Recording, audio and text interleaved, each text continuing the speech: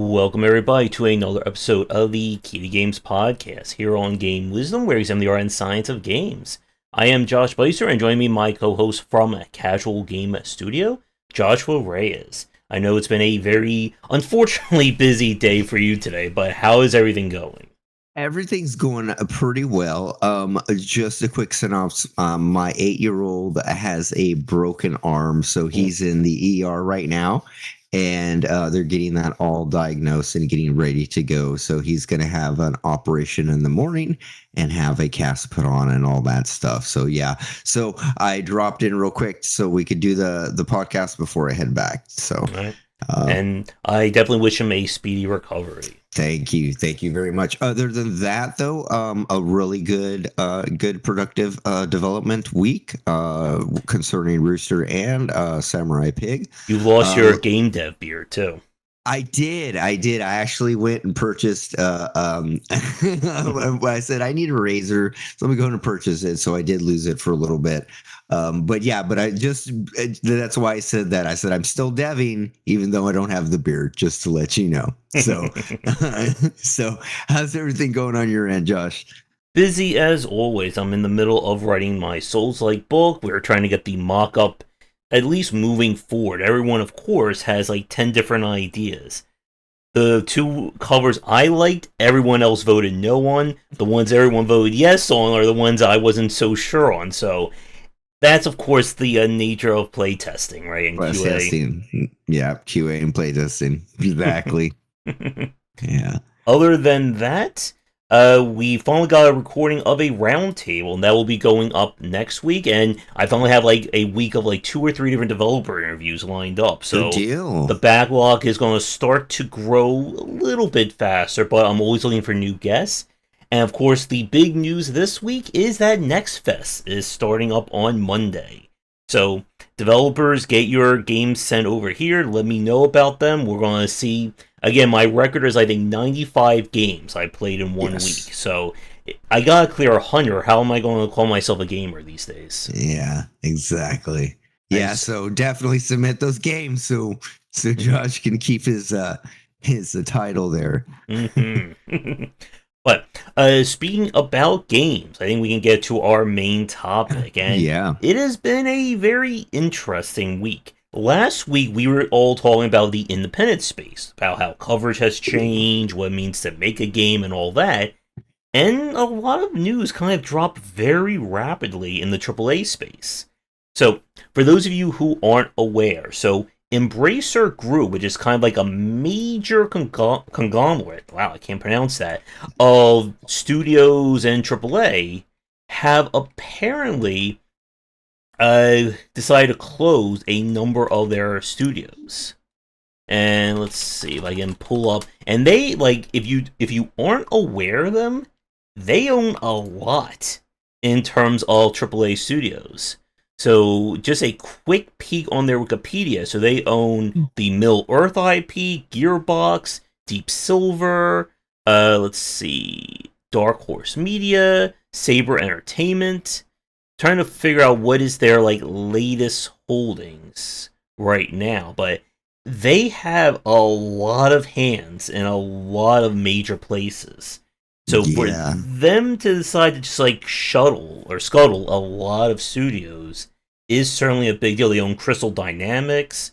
They've bought they own like Tomb Raider. Like, it's surprising. Like, a lot of people have, of course, brought up like companies like Tencent over the past decade, but these people definitely have a huge stake in the game industry. Oh, Silent Hill also. Really? Let me see. Yeah. No, my bad. Silent Games. Never mind. But still, they have like 17,000 employees in the development studios alone, right? Mm-hmm. That's not concerning their infrastructure they have, because they're massive. They're operating in 40 countries here. Mm-hmm. So they have their tentacles, like you said, in every aspect of the gaming industry. Yep, and they have decided to basically close down a lot of studios. And one of the things that was a little bit concerning out of I think it was a CEO call or a letter that was sent out. Was they said that we really need to start exploiting the Middle Earth IP, and that was their words that they said to use the word exploit there.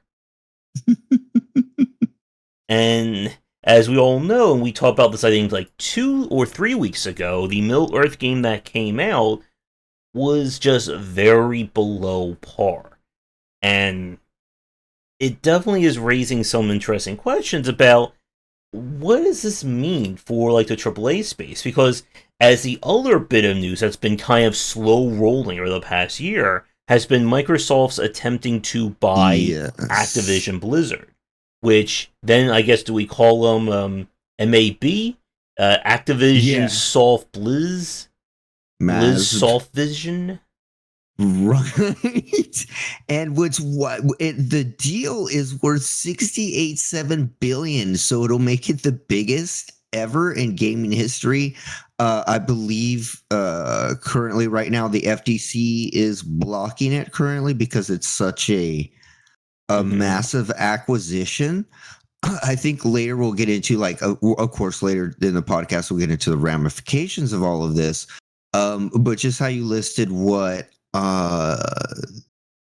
the other one owned, they have, let me see, where's the list? What do they own? Activision, Blizzard, and just them, what they're going to acquire. So they're going to get Call of Duty, World of Warcraft, Candy Crush Saga, which is worth a lot if you don't think it is, Diablo, and Overwatch, right? And that's just some of the things, of course, right? And of course, their studios.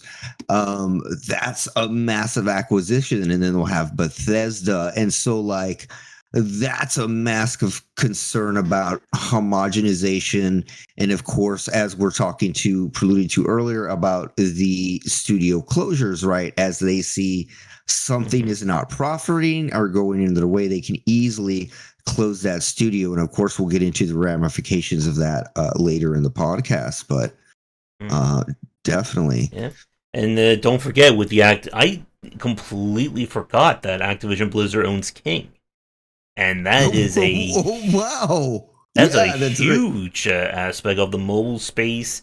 And you forgot, of course, mention that little game Diablo 4 that came out last month. That's They would get that as well. I forgot that was just such a small blip in the gaming. You know, I'm sorry I overlooked that one. So there's a lot of money, and one of the major points about the Activision Blizzard acquisition is, of course, if Microsoft takes that over, then Bobby Kotick, whoever his name is no longer considered the guy in charge at that point.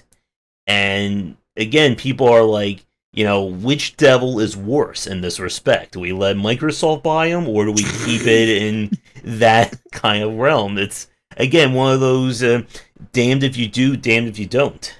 Sophie's choices, right? Or no, it's not even a choice because we don't have the choice.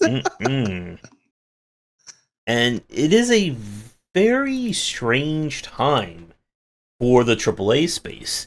And this is something that, like 20, 30 years ago, I don't think any one of us would be, like, thinking about, game studios at, like, this level of a commodity. We expected, like, a AA or smaller studio to have, backings by a Nintendo or a major platform holder, but, like, these days, we're just seeing, like, companies that have, like, no real, like, game dev space. They're acquiring them all, and I think a lot of that really comes down to, I think, quite simply, just how much big business the game industry is these days. I mean, again, like, I think, what was it, like, over the last decade, the game industry has probably outpaced, other entertainment mediums in terms of the revenue we're bringing in. I want to see if I can find the actual number of revenue game industry brought in 2022. Once you're looking them up, I can generalize, and I know for sure they've outpaced like the movie industry, and I'm not sure if sports industries as well, and also the music industry. So it's definitely like one of the most, like, the market cap on them is so massive, right? So basically all the sharks are seeing that, and what happened over the past, I guess, has it been 20 years or more, like 10 years, probably 20 years, is that, the Sharks have been eyeing it and knowing that it is definitely a way to create money. And so the marketers and, the investors came in and, use their method that doesn't work for this type of development, right? Like their method to like, again, I not to reference it again, but the Ford factorization of it, of games for profit, like just slightly changing the model every year, but it's still the same Ford Focus, but they just kind of like maybe changed the bezel on the front end a little bit, and maybe now it has like power windows or something, right? Like they didn't make, they're not making a lot of changes, and that's of course when we get into it later, just like how this is going to affect like the homogenization, right? And of the AAA, if it's not homogenized enough, if the malaise is not enough right now. Later on in the podcast, I'm going to get to where I think that eventually at some point this is going to lead to an upturn in the gaming industry. I think we're already seeing it with the indie scene. But I think that it's going to get darker in the industry, and eventually it will get much lighter soon. So that's just a prelude to when we get there. So did you find up the numbers for the? So different, excuse me, plays have been reporting different numbers, but it looks like one report says in global it hit 202.7 billion in 2022. And right now they're estimating in February of this year, let's see, generate one. Like it looks like some say about 184, 185, some say just over 200 billion. But it's still, upwards of hundreds of billions of dollars that the game industry brought in. So that is not small change. And I'm sure every indie developer out there, all of you got at least $1 billion, right? You all, you got at least $1 billion out of that. Why would we do? We wouldn't do this unless we had at least 1 billion, right, Josh? I mean, why would you be writing books? I mean, yeah. And a lot of people just got very sad as we've been talking there. As they take a bite of their ramen noodle. Yep. And to the point about like how all these acquisitions have been playing out, again, like we haven't even mentioned, of course, a number of indie studios Microsoft bought over like the last like 5 years. Did they buy the Hollow Knight developer? I think so. I didn't look that part up. Oh. Let's see. Microsoft, did they buy Team Cherry? No, the Microsoft Team Cherry. Oh, they secured publishing rights. But no, I'm not seeing anything here about if they are owned by it. But again, like Microsoft went on a very big buying spree. They, of course, they own Bethesda, right? Do they own? They own, yes. Mm-hmm. Yeah, so if Microsoft buys Activision Blizzard, that is just a lot of major names. I think if that is the case, I think EA is like the only like major publisher now that maybe EA, Capcom, and Konami are like the only ones like left standing. Because I know did Sega? I thought Sega got bought by someone, or did Sega? That we would have to look up to see. Anyone know in chat? I don't have my chat up. Let's see. They were acquired by Sammy Corporation in 2004. Sega Sammy Holdings. So, like, Capcom is still out there. Konami, of course, got a lot of their money from the Gameling Pacino side of things. So they're, I think, pretty good there.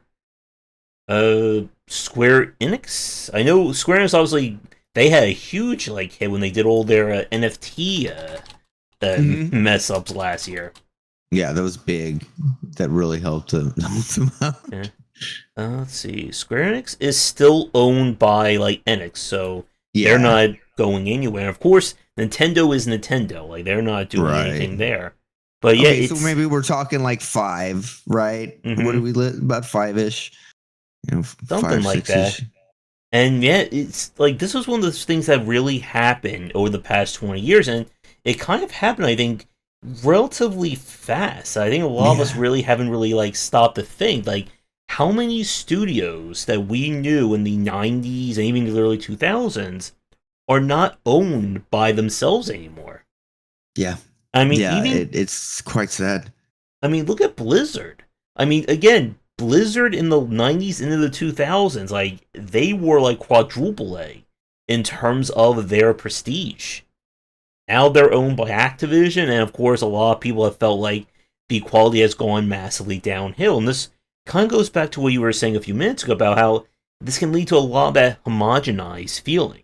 That it's less about making an interesting game and more about making sure that the profit margins stay up. Right, exactly. And it's like we were talking about, the sharks moved in and the CEOs moved in, and the main purpose is for them to generate more profit for the board, right? Mm-hmm. And that's it, right? It's like it doesn't really matter to them like what the ratings are on Metacritic, or if the game was any good. They're going to look at the numbers and see, okay, people still bought it, it's still selling. That's enough. If we're not making enough, we'll acquire something else to make more money. And it's like, so on the list, the tier list of like the CEO and the board members is like Mm-hmm. quality of game and consumer enjoyment, right? Like, way above that would be like horrible monetization to like PTSD consumers. That is way above the list for, in concern to like, a good quality game, right? So the homogenization is really just like playing it safe, right? I think if you look at the list, I Mm-hmm. think it was like the most sold games of this year or something are just like, they were all, none of them were new. I think the only one was like Elden Ring, or was that last year? Was Elden Ring Elden was Ring? last year Yeah, for sure. last year. So last year's report. So it was Elden Ring, and everything else was like an IP, like the seventh of it, a Call of Duty, 2 Call of Duties, 4 sports games, like literally nothing innovative, nothing new.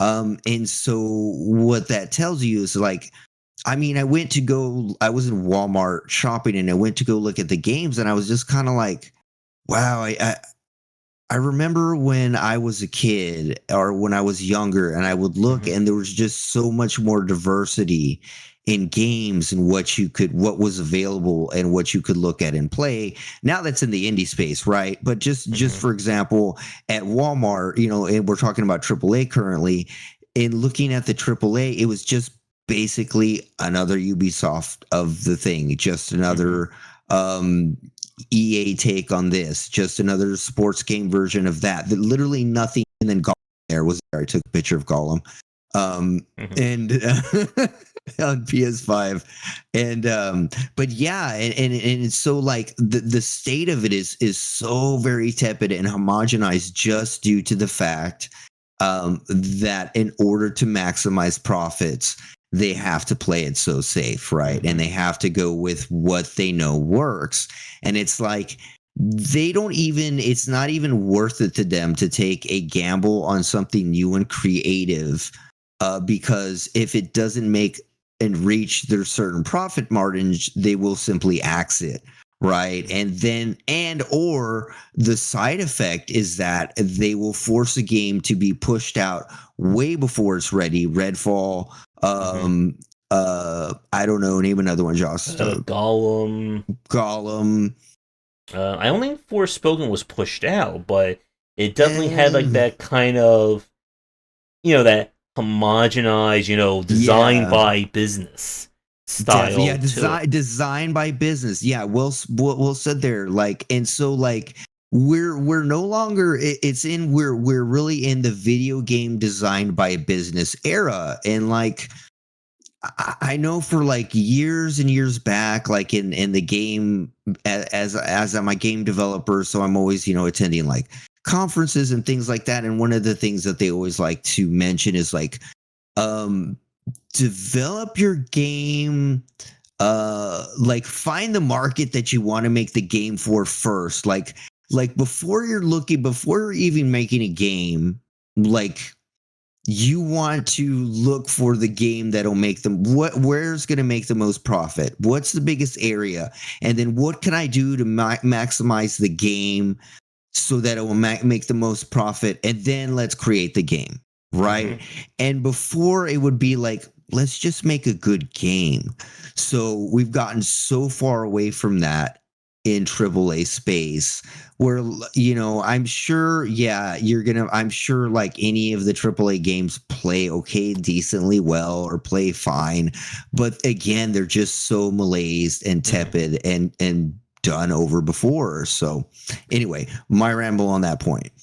And this was something that I was talking with an indie dev about. We were doing a recorded cast yesterday at the time of we were recording this. We were talking about how much it means to kind of, figure out what your game wants to be. Like the job is you need to make a good product. You still need, at the end of the day, to have a good game idea. Now, it is important to understand what the market is looking at, but there's a difference between reading what other people are doing and just trying to copy whatever's the latest trend. Because I would bet any amount of money that at least one or two major publishers right now are thinking, hey, why can't we do a Vampire Survivor like? Why can't we make something like this and charge, $19.99 on it? And, throw, like, Unreal 5 ray tracing onto Vampire Survivor and just really give the epileptic seizure effect to that kind of game. Yeah. And the problem, of course, is that, and this was another thing that we were talking about, like, by the time a trend happens, it's already too late to really capitalize on it. And this was one of the things that we saw, like, specifically with the AAA space over the last 5 to 7 years, was mobile. I wrote about this in my book on mobile design, that we kind of saw these 3 distinct periods of mobile games. You had the very early, very kind of, monetized, heavy, meant for, your mother, grandmother, non-gamer. Then we went to kind of like the core, it's going to be super multiplayer, we want loot boxes and we want to like pay to win. And now what we're seeing today with the likes of, again, stuff like Genshin Impact, Honkai, Arknights, Limbus Company, and so on, is this push to make a more restrained and qualitative mobile experience. So that, yes, you're still spending money on a gacha, but it doesn't feel as skeevy as, say, spending it for loot boxes on Call of Duty. And a lot of mobile developers kind of got that memo, but a lot of AAA studios did not. Again, I can bring up something like Marvel Avengers. Like, we're talking about homogenized games. I think Marvel's Avengers is like a prime example of just how like homogenized that felt. It didn't feel like a Avengers game. It just felt like AAA action game 2020, and that was it. Yeah, with that art assets on there slapped on. Yep. Yeah. And to your point you were saying earlier about games like Elden Ring, like, as another point, here's another shameless plug for my upcoming book on Souls-likes. I talked about, From Software, like, they're a studio that they really don't care about design trends. They could care less if Fortnite is popping off right now, or if, I don't know, if everyone really wants loot boxes. They just kept saying, well, we like making brutally difficult games, we're just going to keep making them, and they score that win with Demon's Souls. And I've said this in this book, I know we had this conversation, that a lot of people really don't understand the success of Demon's Souls and Dark Souls. And again, by extension, Elden Ring. And a lot of people are kind of like left scratching their heads like, wait, this game doesn't have a 80-minute tutorial? We're not guiding the player around, by a leash for an hour? Why are they playing this game? And again, it goes back to that kind of very qualitative experience. And to your point about indie developers, it's, again, one of the advantages indies have. If an indie developer says, you know what, I want to make a game about puppy dogs running a B&B. and that's my entire concept, there's probably a group of people that are going, you know what, I want a cozy game about puppy dogs running a B&B.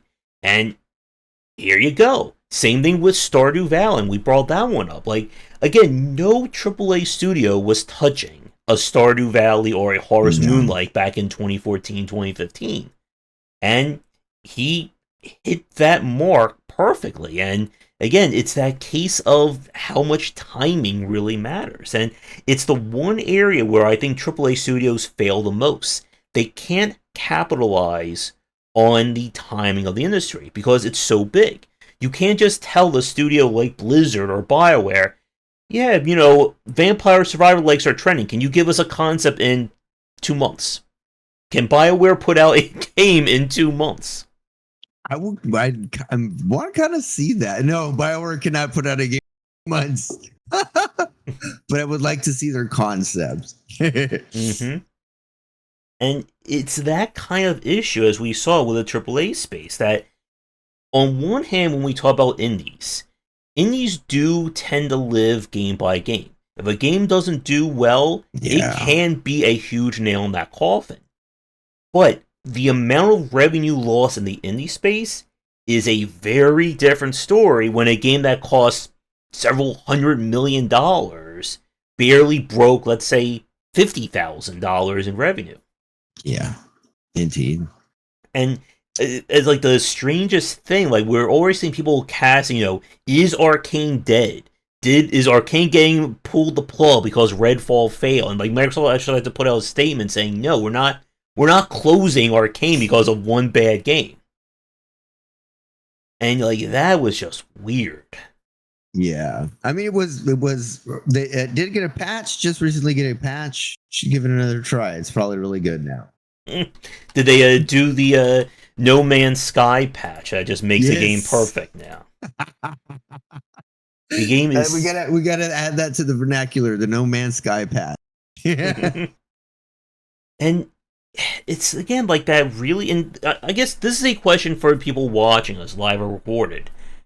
Are you rooting for Microsoft in these cases when it comes to them acquiring new studios or buying Activision Blizzard? Yes or no? Because again, like, it's that case where short term, I would see it as a good thing. Microsoft has kind of become like a really big player in terms of, you know, financing a lot of indie studios, getting a lot of games being made that wouldn't otherwise. But I do see, and again, like, this is where that whole monopoly issue comes in the long term. All it would take for Microsoft to say is, you know what? I don't want you putting your games on Steam anymore. And all those indie games that they just, you know, acquired are now locked to Games Pass or locked to an Xbox platform. Definitely. Before I voice my opinions on this, Josh, what are you rooting for Microsoft to acquire? In the Blizzard case, again, it's like that, you know, like Alien versus Predator, you know, whoever wins, we lose, I think, that kind of motto. Like, when it comes to Activision Blizzard, I do feel like getting some new leadership there, I think, is a very big deal. And if this is the only way that needle is going to be moved forward, then let's move that needle forward. In terms of them, you know, acquiring everything else, that, again, it's definitely raising some alarms in my head. I know if Ramin was on, like, Ramin definitely has far more insider knowledge out of a lot of these studios than I think either one of us has. Yes. And I'm sure he would have a lot of thoughts on this. Yeah. Okay. So I'm I'm going to be, like you were saying, I'm going to be rooting against it, and there's several reasons. On the short term, like you said, it would be good, right? For the studios, the gargantuan amount of money and funding they might be able to acquire, the resources that Microsoft has, the ability to distribute to platforms, probably PC. I think one of the reasons that Microsoft is buying off so many studios is because they know that console development is basically on its last legs. You know, everything's going to be on PC pretty much. And then, like, if there will be another console next, it'll simply be a streaming device, right? Like hardware. The hardware race is over in that regard, right? So they know that they have to diversify, and the only way they could do that and stay in the gaming space is to acquire studios.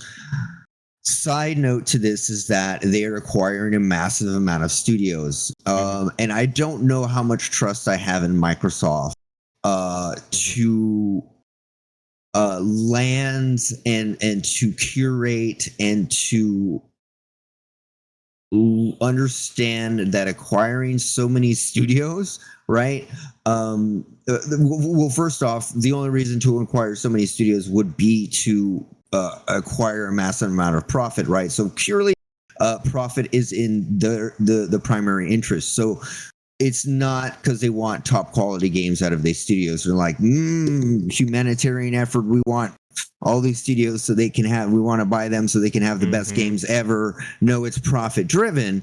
So clearly that's going to lead me to believe bad things would happen, such as studio closures, smaller studios that get closed, or mini studios that get closed because they're not meeting Microsoft's massive demands. Or like you said, you can't sell on Steam no more. You have to sell specifically on Microsoft, and thus cutting off their a huge market for them.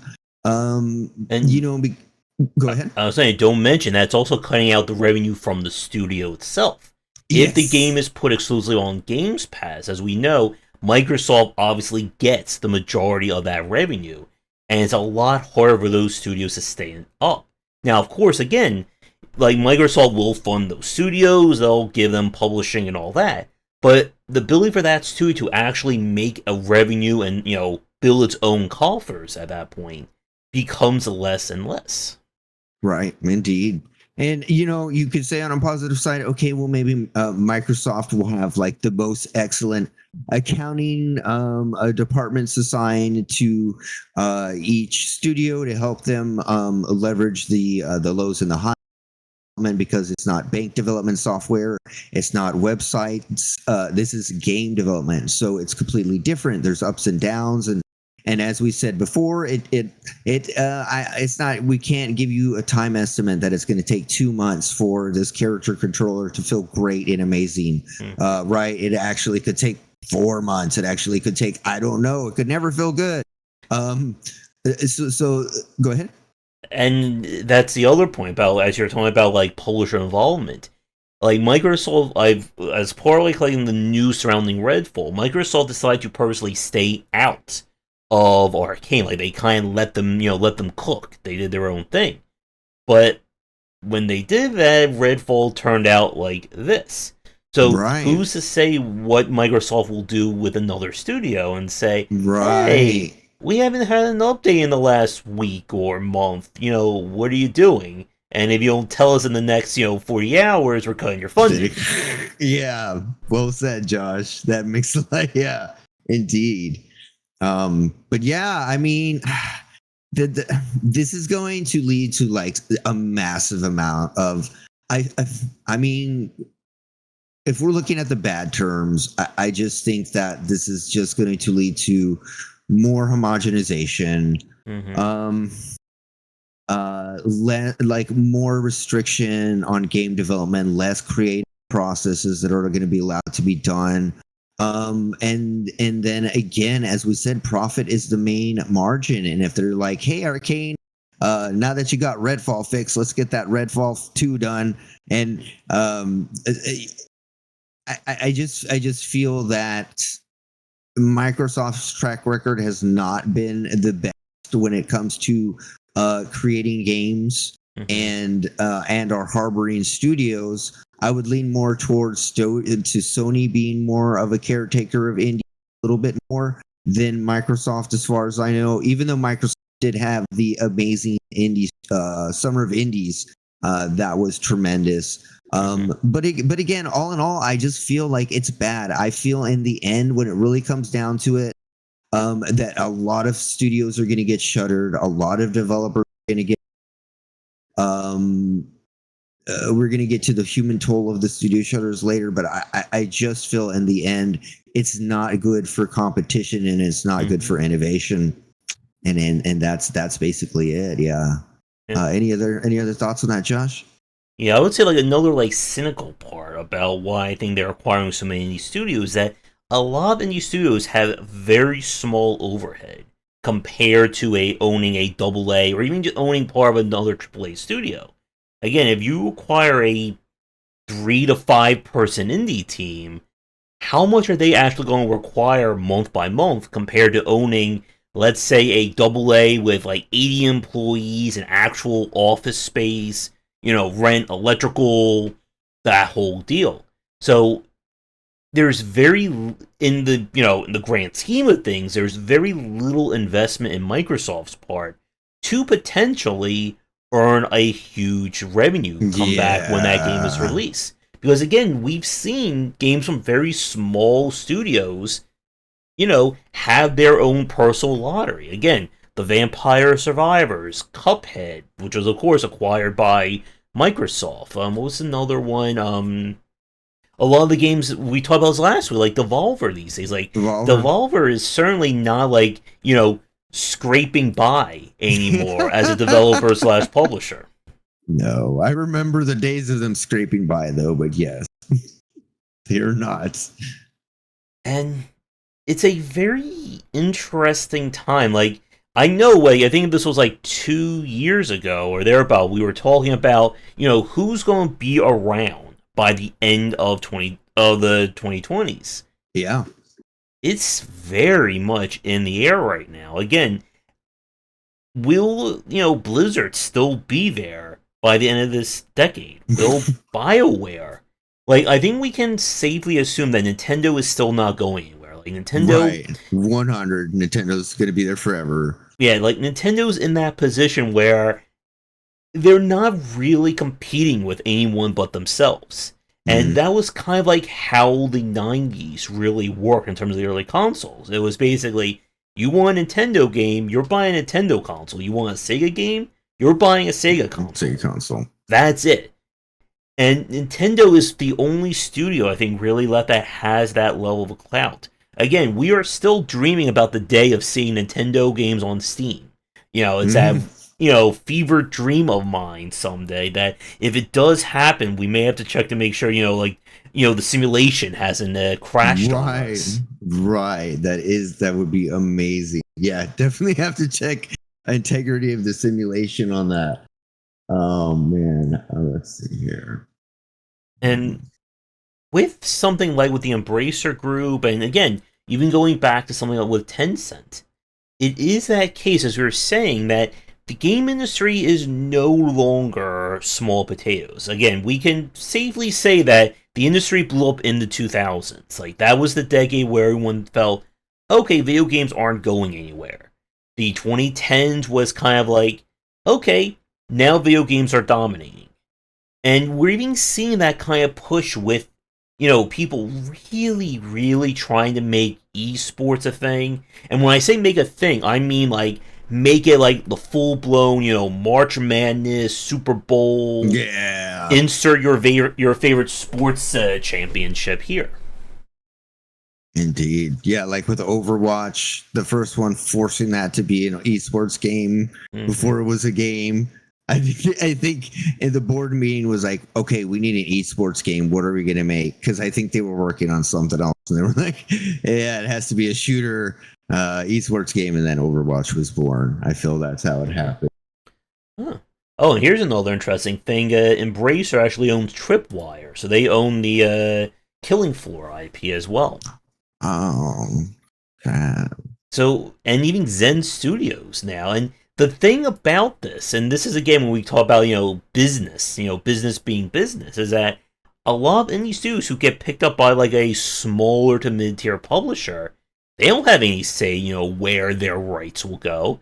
If they get bought by a publisher and then 5 years later that publisher sells out to whoever, you don't know what's going to that indie studio or to that game studio.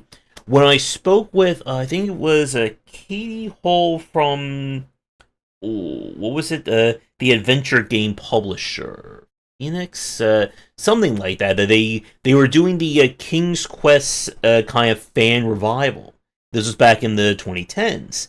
when they were working with the original IP holder, they got a limited IP to, recreate or make a fan game.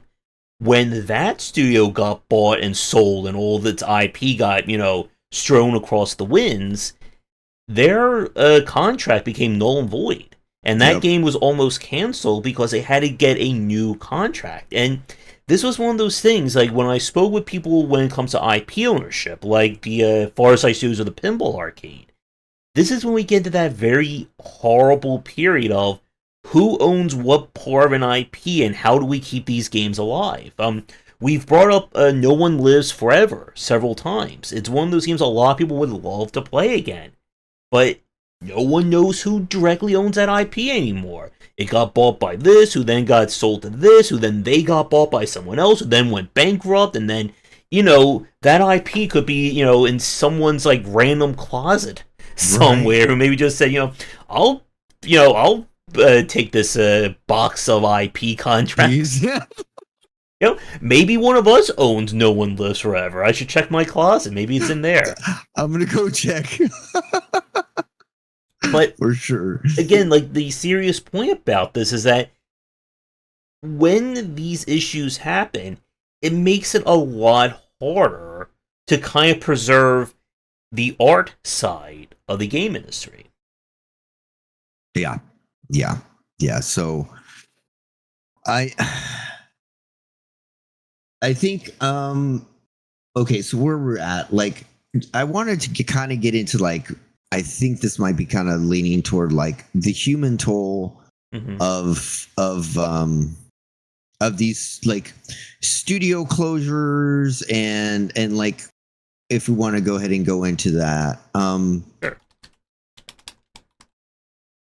So like, all right, where do I have my notes? Trying to find my notes here. Sorry. Trying to figure out what studios. So we know they shut down what was formerly known as Square Enix Montreal, which was renamed Onoma. And I don't know that's the actual studio closing. We don't know how many games have actually been shut down due to them trying to cut costs. Right. Okay. And so you were just talking about the IP. So like, if what happens to the IP? Okay. So let's get into the like a studio closure. Like what actually happened? We're going to be facing these, right?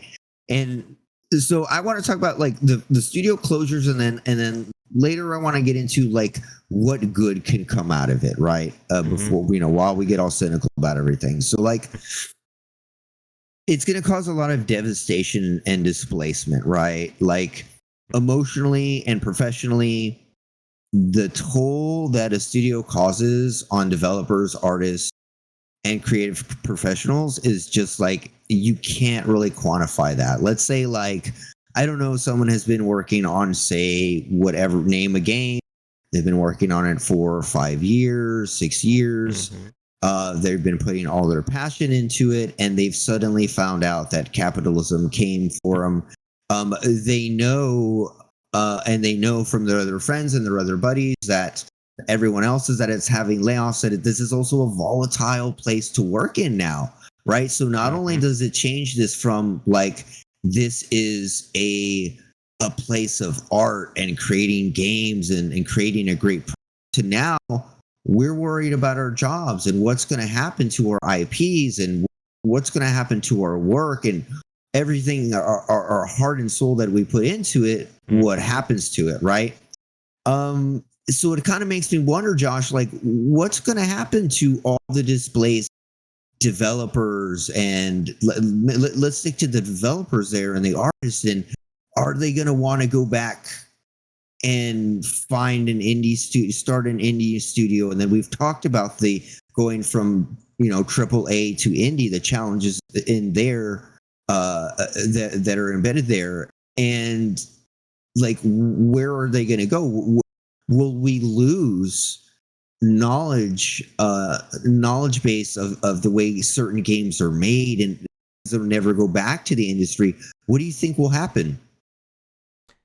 I think a lot of those developers are going to go into the independent space. They are going to leave these studios and they are never going to return. Yeah. And this is something that we spoke about last week with one of the reasons why the indie space has changed so much from 2010 to 2020 was that in the early part of that decade, indie was considered the stepping stone.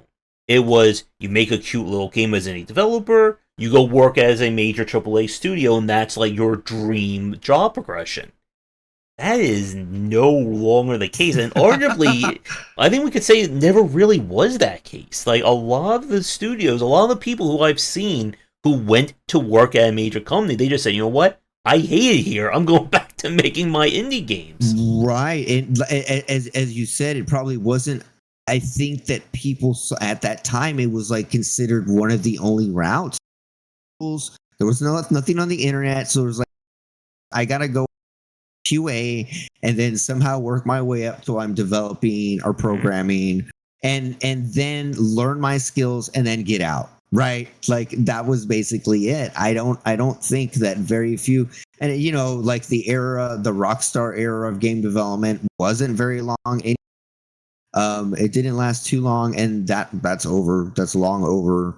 Also, so Yep, and it's why we see this kind of real shifting into more independent games. Again, I've said, like, I really don't care about AAA studios. Like, I didn't watch the Xbox showcase for more than like a minute.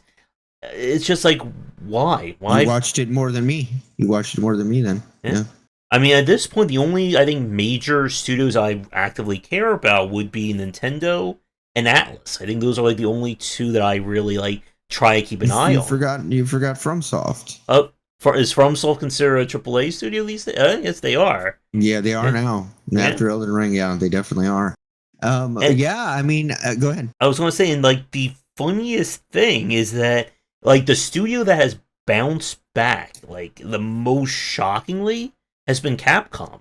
Like Capcom had perhaps like the greatest like 5 to 6 year period in the 2010s. I think any other major studio did, other than maybe From Software. You want to do a Capcom cast? I think we have to at some point. Yeah. That could be a roundtable discussion as well. Just talk about all of Capcom's wins in the 2015 to like 2020, 2022 period.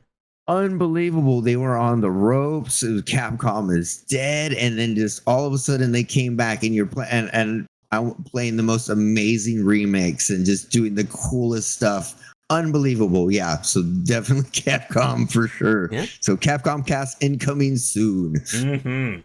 And again, a lot of that really came from them just kind of being left alone.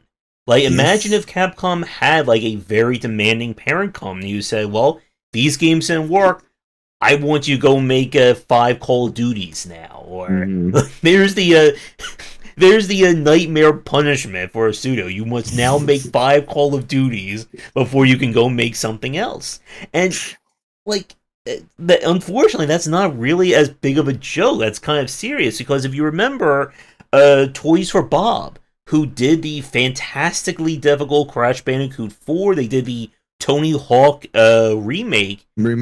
Their reward is, hey, you get to go make Call of Duty maps now. Enjoy. Yeah, enjoy. Yeah, definitely. And that exact voice cadence too. Enjoy. You notice in the shooter podcast we literally never meant the like 8 series one. We never mentioned Call of Duty at all. Yep. And again, it's that kind of homogenization of the AAA that has a lot of people who care about that space kind of worried. Again, like the 2000s was this era where, it felt like anyone or any studio who could have a big idea could try and make that big idea work. That was the whole point of the MMO bust and boom of the mid 2000s. Like today, it feels far harder for these games unless you are already an outlier. Again, like From Software announced Armored Core, and all the fans like me are like, yay! All the Elden Ring fans are like, what the hell is Armored Core? Yeah, man. I know. I was looking at the advertisement corner. The Miyazaki was like, the robot can do more things than a human can, so we needed a robot. Can the robot do? I don't know. Well, they can wheel like 18 rocket launchers, I assume. Clearly, clearly. And again, we need a poison swamp in Armor Core. Blight. There isn't a poison Yeah. swamp. I mean, what's the point?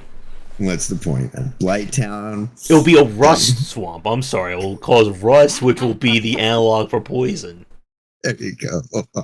And if it's not, From Software, come hire me. I got so many ideas I can throw at you. And again, like the studios these days that have like either complete or majority autonomous behavior is very low, because you need to, like, that's again like, and we'll get to Malwinius' comment in a second. That is kind of the thing that when we talk about like when business gets involved in the game industry, that's where they tend to falter. This was another point that was hard when I was talking to the indie developer. If you're in the software development industry and you go to a client and they say, I need a banking software, I need to do this and this, that's your job. Your goal is to make a banking software that does these points. That doesn't work with game development. Again, you can't go to a studio and say, you know what, I want you to make a battle royale with gotcha elements that should be a military shooter, and I want that done in 5 months. Just like a McDonald's order. We want that all done, and again, as everyone knows, game dev is 100% perfect. There is never any delays. Whatever your first version of your game, that is the perfect version. You get it all right the first time. It's simple. Simple. That is why I got into game dev. Mm-hmm. Those very reasons. The unpredictability, work, and not knowing. All the choices I have to make. I have to decide what color this needs to be, what kind of textures. Is it optimized? All that stuff is so simple. I just didn't realize it. Again, you got the make game button on Unreal, right? You just hit that button, it's done, and then you just hit 5 more times. There's 5 more games, and just sell them right there. Exactly. I told this to the developer yesterday. Like, my new trend, I think, in 2023 is just causing PTSD in every indie developer who watches me. I think that's my new thing for this year. That's great. Let's see. And to Malwinius' comment. Version AAA is less creative. Yep. Again, like, that is kind of that business side seeping through. And when a business person sees, hey, Fortnite sold billions of dollars, why can't we make a Fortnite? Just like, why can't we make our own version of Smash Brothers or our own version of insert anything else? And again, speaking about Capcom, I forgot Street Fighter 6 came out, and it's now heralded as like one of the best entry in the series and one of the best fighting games in a long time. And again, it's like, how did this happen with Capcom when 10 years ago we were talking about, all their games are derivative, they're all horrible, they're not doing anything new? And like if we took a bet 15 years ago, who would be around longer, Capcom or Konami? I think everyone would have said Konami would have been like the more, influential or the more stable studio. Yeah, and it went the opposite. Again, like, truth is stranger than fiction when it comes to the game industry. Indeed. Where are my notes here? Let's see where I'm at. Okay. Yep. And with like the AAA side, it's that issue where you can have the most prettiest looking game imaginable. That doesn't make it a good and profitable video game, or one that's going to wow people. And it does feel like, and this is going to be like my inner cynic, and I'm curious what you think, what chat thinks on this point.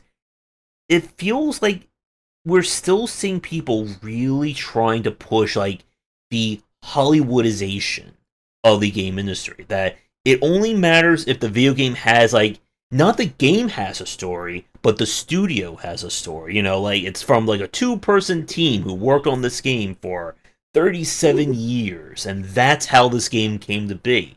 And like those are the games we only really care about. And when we see something like a Celeste or a Supergiant Games take home, top prizes at the Game Awards, that's more of a glitch in the system rather than like them trying to really prop these games up. Yeah, indeed. Yep, and some of the best games, like Chameleon's Other Comment, have come from someone just kind of being given space to make something. Right. Again, like we talked about, like with Hearthstone. Hearthstone Story was just like a simple project that they were working on as kind of like, let's just see what we can do on the small scale with like Blizzard's resources, and all Hearthstone turned into one of the defining CCGs of the last decade. And now, again, Ben Brody is now making Marvel Snap, which is looking to be one of the big defining CCGs of this decade. Yeah, I mean, like, the best games are literally made from passionate developers and programmers and artists working together, playing around, game jamming, figuring out ideas, and working on games that they're passionate about, right? And when you grind away that passion and replace it with capitalism and quotas and regurgitative, reprimands on them, like you end up with the situation we're in now with the AAA space. And I think, okay, so I'm gonna go ahead and get to like we're already there now, like about indie games and like how indie games are you saying it's a glitch in the system, but I think that this is the reaction, right? This is purely the reaction to the AAA games, right? Because who wants to play the same Assassin's Creed over and over again, the same Ubisoft system over and over again? I love Skyrim so much, right? This is way before the Ubisoft and all that stuff started happening, when it was like kind of fresh. Or maybe Oblivion. I loved Oblivion. Okay, and so like it was cool, it was unique, but now every game has done it before and you don't have time for that anymore. And so now we need, like, when all AAA is ended up like that and we have that homogenization, we need to look elsewhere. And the only other place is now in indies. And so I think that now, as soon as I think that first, like, there's going to have to be like more studio closures and more development and more exodus. And then eventually we will have a massive amount of indie devs working on their own passion projects and working on quality games, not concerned about contractions, not concerned about the bottom line, but instead knowing that a good quality product will yield a good quality ROI. But again, it's convincing someone who has never touched a video game but has several million or billions in the bank to actually fund that. Yeah. And it's again why we've seen studios, it's again why Nintendo has kind of operate on their own. Like Nintendo, like we said, they don't care about like the mainstream AAA market. They don't care about, being like that business focused. Again, we've said that stories about how not Sakurai, Iwata took a pay cut in order to keep all the employees employed when they weren't doing so hot. Again, as we said in that cast, how many AAA studios would have done the same thing for their employees? Yeah, Bobby Kotick would have like give himself like a 80,000% raise and like fired 100 people. Like, I mean, yeah, and I think to your point about the human factor, it's one of the things that has definitely exemplified the indie space. When we see an amazing game come from 5 people, that didn't come from like a research testing or market testing or some big guy with a lot of money. It came from those literal 5 people. They're the ones who made that game. And Yeah. go ahead.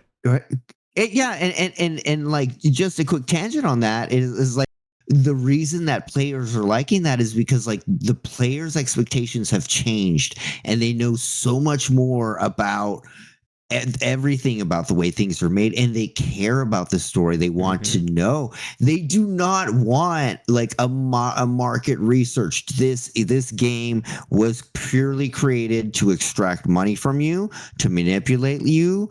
But there's a game in there somewhere.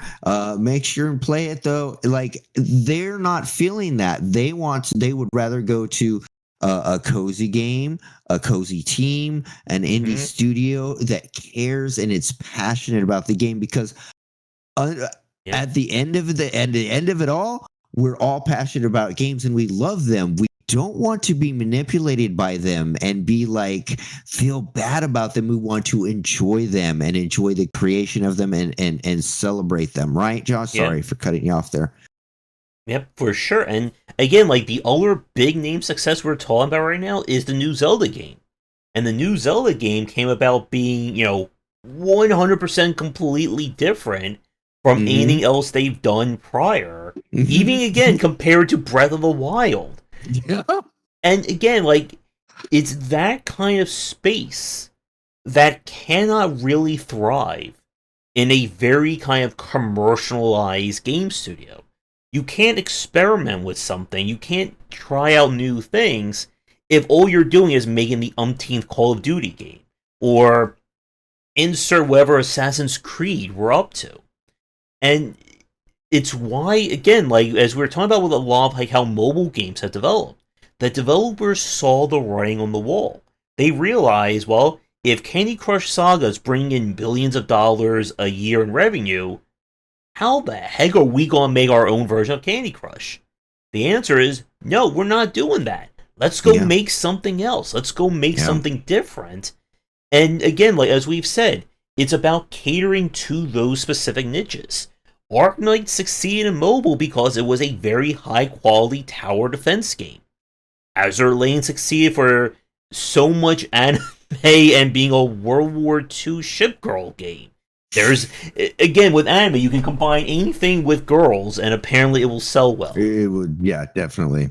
I think, like, the ultimate example that we didn't bring up yet is Path of Exile.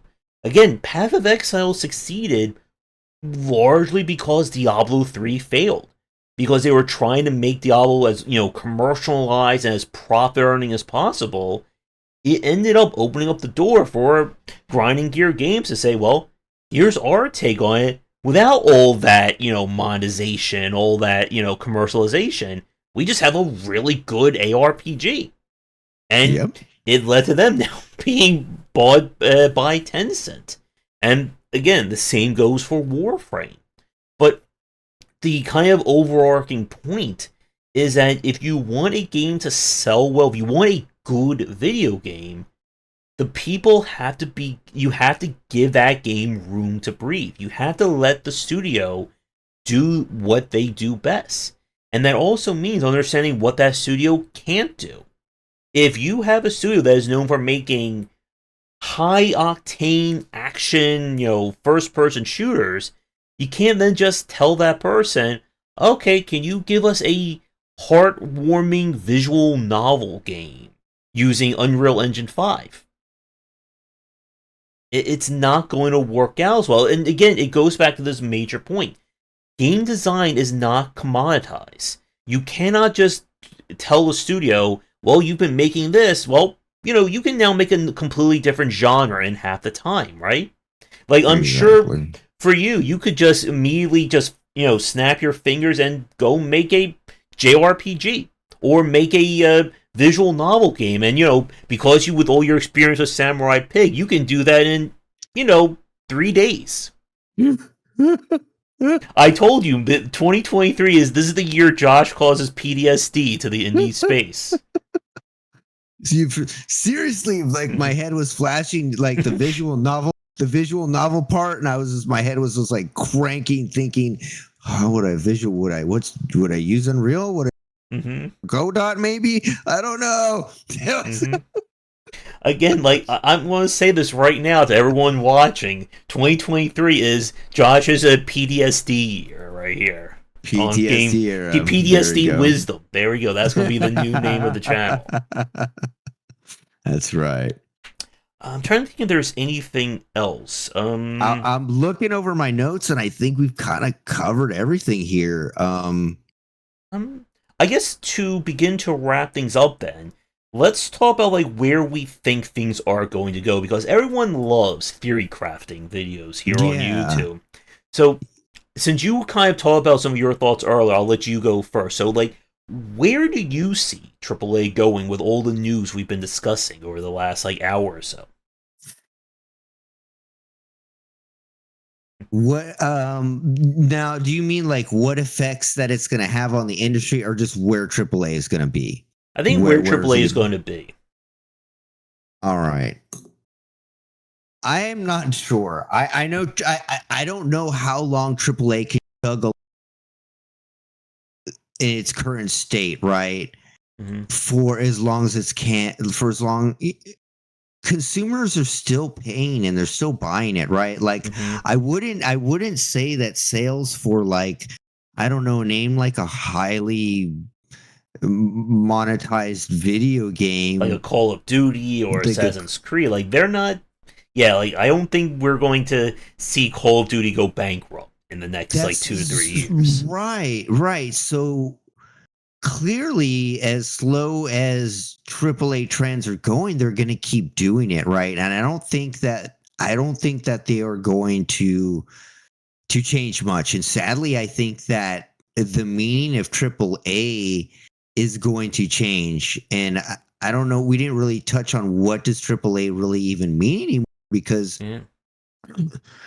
back in the day, I had this written somewhere. Now I can't find it, but back in the day, AAA was like the gold standard, right? It's like that's Yeah. where you would look for graphics and AI and just advancements in everything, because they had the funding and they had the money in this period of time, this golden era of time, Mm-hmm. where there wasn't a ton of influence from board members, and they were literally like, let the game devs do their thing. We don't know what they're doing. Leave them alone. And and during that time, I mean, I was going back watching a YouTube video about some old game, or Mm-hmm. watching some YouTube videos about old games being made, and they would mention, or that push the hardware of this, of like the N64, push the hardware of the PlayStation, and they would Mm-hmm. mention things in there that have been done, like the AI would do, the AI would remember that you did this, or this would happen, or just various mechanics that have never been done before. And I was sitting there thinking, I said, well, there's two reasons why we might not have seen that mechanic before. Probably three, or probably more, some that I haven't thought of. But I said, one of them is, first off, the person that did that and figured out that programming is no longer there, right? Because it's an old game, right? Okay, B, hopefully he passed it down to someone, right? And he passed it down to someone else. Did he pass it down to someone, and then that person ran into to the grind machine, and he left the industry, and now those nuggets of knowledge will never be found again. Like, we'll never know these secrets, because as it's just a thing I do every now and then, as I like to study old game development and see how things were done, and they're never replicated again. Like, Mm-hmm. and it's like, why can't we do it now with our tech? Yeah. Um, and like here's like again like this is one of those points where we can really date ourselves. In the early '90s, Electronic Arts was considered like the haven of developers. They were Yeah, treating their video games again like that rock star mentality. They treated their games as precious children, and they protected their developers. They protected their holdings. We don't talk about EA in that same breath anymore. Well, no, technically, we didn't talk about them since like 2004, 2005. But right. there was that period again in the '90s where EA was a scrappy young publisher who felt video games needed to be deserve more weight and more credence. And they did just that. And again, it's that kind of issue, as you're saying, like, when people leave this industry, either they go indie or they just leave it outright, and that information, that knowledge goes away. It's why, again, so many of the what we consider classic games of the 90s and even the late 80s, we can't get those games anymore because the copyright is held up somewhere, or maybe someone tried to. Oh, well, here's another big point. If you remember the whole Nemesis system from Lord of the Rings, from Shadow of War, that is literally trademarking. I can't believe they trademark a game system. Like, imagine if more studios did that. Imagine if someone said, well, you know what? I'm going to trademark farming sims, or I'm going to trademark a shooter. Wow. What would happen to the industry in that respect? Yeah, that would be very bad news for the industry. I mean, other than like ultimate homogenization, that would really spell the end, like bad news for it. I have no other words for that. And Malwini brought up the comment. Remember, we heard AAA indie games from the Game AAA Awards show, and how that just really hurt everyone there. Yeah, AAA indie game. I don't know how many shots everyone was taking on that one, but yeah. And again, it's that case where if an indie developer does get propped up like that, it's, I think, again, like trying to, get blood from a stone. You can't tell a prestigious independent studio, say, okay, we're going to give you $10 million extra, go make No Man's Sky, or go make a Fortnite. It doesn't work like that. No. And, no. We're still seeing that fall over the whole expose behind the Disco Elysium developers, and that has gotten into just such a quagmire of, he said, she said, and even just like what was actually happening behind the scenes. I haven't had a chance to dwell over that, but I know it's a lot. It's a long read, right? Yeah. There's a long video too. And again, you're never really like. I think here's my final point to wrap things up. Game development is not an exact commodity. You cannot say to someone, well, if this studio has 30 people working for it and this studio has 15, well, the 30-person studio is obviously better. They can do double the work. They'll release the game in half the time. Again, it doesn't work that way. And game development is both an art and a science. A lot of people who get into the business side view it strictly as that science. That if you can do X in half the time, then clearly that means you can do all this other stuff as well. But it doesn't work like that. And what we have kind of like touched on over the course of today's episode is that so many of the studios who've managed to bounce back and kind of hold on to their respective claims and their prestige, they did it because they weren't being controlled by another entity. They did it because they felt they had to go do something different. And again, it's that old adage, necessity is the motherhood of invention.